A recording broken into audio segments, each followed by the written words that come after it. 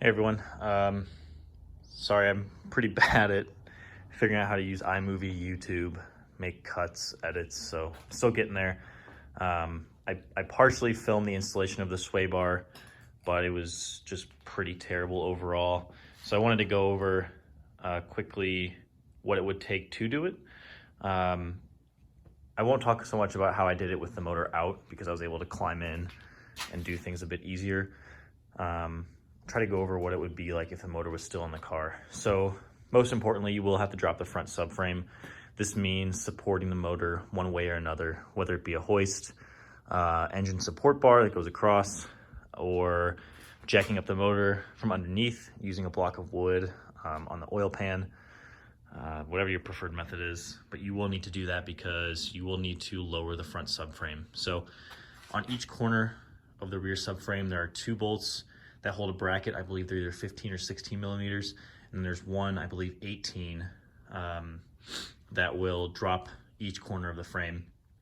So what I did was removed all 3 bolts from this side, all 3 bolts from this side, loosened the front subframe bolts. There's only one each side. Didn't take them all the way out, and that gave me enough room for the subframe to release. Also, there are a few nuts and bolts that hold the steering rack to the subframe as well. So there's one nut right there, one right there. I think those are 15s. And then there are 15s on the backside bolts as well. I took out those 4. I think there might be 5. I'm not quite sure. I know I only removed 4 though. And that gave me enough clearance to lower the front subframe enough to where I could get access to the bolts that hold the bracket. So on each side, this is the same for the OEM bar as well. There's a 13 millimeter nut or bolt, sorry, on each side of that bracket that holds the subframe or the sway bar down. I was able to get those 2 and the front one without really having to move the subframe too much, but the rear bolt on the driver's side bracket is definitely a pain. So you'll have to use a combination of 13 millimeter sockets, wrenches, etc. to get it, but it will come out. In order to get the bar out is where you really will need the clearance as well of the subframe down. So when I probably had about 3 or 4 inches, give or take, of clearance with the subframe down, I was able to get the bar, the OEM bar, out towards the passenger side, out the side, here it is, and then slide the new bar in, reassemble everything. I wish I could have gotten it on film, but again, I'll happy to answer questions and looking into getting a stand so I can just leave the camera there and give you guys some better content. Put the new Endlinks in as well.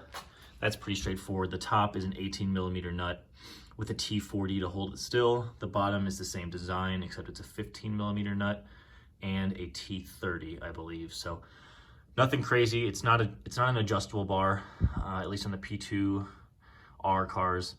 So just bolt it right in, 2 13s on each side, and then just put the Endlink together and you're good to go. So yeah, again, sorry about that. Again, we'll be happy to answer any questions about the installation of the bar. But I will do the rear bar, I will film the rear bar, and I still need to do the front control arms. The old ones are already out, but I'll go over how to get those out and put the new ones in, and then still need to do tie rods as well. So we'll be happy to make a video on those. And yeah, so stay tuned. Please leave me any comments or questions you might have, and I'll talk to you guys soon. Thanks.